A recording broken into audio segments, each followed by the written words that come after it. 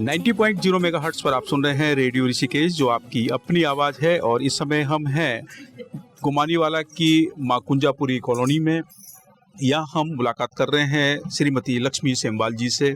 Radio Rishikesh को मेरा प्रणाम।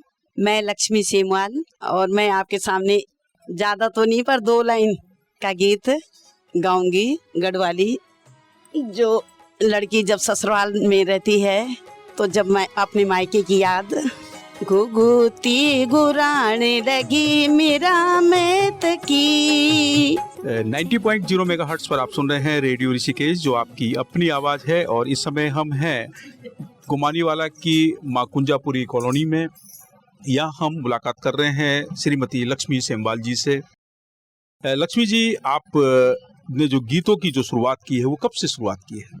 गीतों के तो हम तो गुनगुनाते रहते हैं। कहीं पे जब छोटे थे तो प्रोग्रामों में, स्कूलों में प्रोग्राम करते थे। सर मेरा तो फर्स्ट नंबर पे आता था। मतलब 9th तक मैं हर प्रोग्राम में, डांसों में रहती थी। थोड़ा ये खो खो सम्मान मिलता था मुझे। और इतनी वो रहते थे हमारे घर में कि कहते थे कि हर चीज में ये आगे, और सफाई के मामलों में तो मैं सबसे पहले आगे ही रहती थी। लक्ष्मी जी, जैसा कि आप बता रहे हैं कि आप स्कूल में प्रतिभाग करते थे, बाल सभा में प्रतिभाग करते थे, आप स्वच्छता से संबंधित भी आप कार्यों में आगे रहते थे।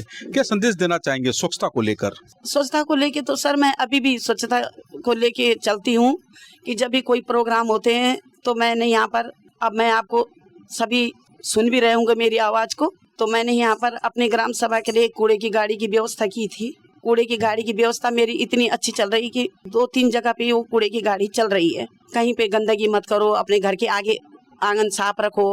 तो स्वच्छता का तो यही है कि अपने वातावरण को अब साफ रखो। लक्ष्मी जी, जैसा कि आप बता रहे हैं कि स्वच्छता को लेकर आपने एक अभियान चलाया है और लोगों को जागरूक करते हैं कि स्वच्छता अपनाएं, आसपास जो कूड़ा है वो डस्टबिन में ही डालें। कूड़े को अलग अलग बाल्टियों में जो आपको मिली है, हर परिवार को 1-1, 2-2 बाल्टियां मिली हैं।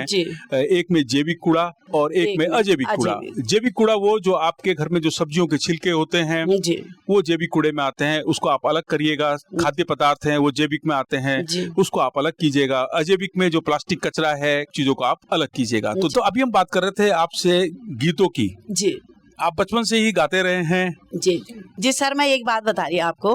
3 मंजिला मकान था तो उस समय मेरे मायके वाले किराए पे रहते थे। तो मैं जब स्कूल से आती थी तो मैं खाना बनाती, झाड़ू पोछा, तो गीत गाते रहती थी, गानों में गुनगुनाते रहती थी। तो सर लोग कहते थे कि आज लक्ष्मी कहाँ गई, आज उसके गाने सुनाई नहीं देते थे। तो सर इतना हंसते थे लोग कि हाँ लक्ष्मी के गाने शुरू हो गए। वो सर हकीकत बता रही हूँ मैं कि मैं हर समय, मेरा बचपना था जब गुनगुनाते रहना, ये रहता था सर लक्ष्मी मेरा। जी, जब आप पढ़ाई कर रहे थे तो कोई सपना देखा होगा, और क्या सपना देखा था, क्या बनना चाहते थे जीवन में? सर मैंने बीटीसी के पेपर दिए और मेरे हस्बैंड ने, मैं जब हाई स्कूल हो गई थी तो हाई स्कूल इंटर इन्होंने करवाया मुझे शादी के बाद। तो मैंने डिग्री भी शादी के बाद की। सर मैंने तो बीटीसी का पेपर दिया, तो बीटीसी के पेपर के बाद मैं उसमें 4 नंबर से रह गई।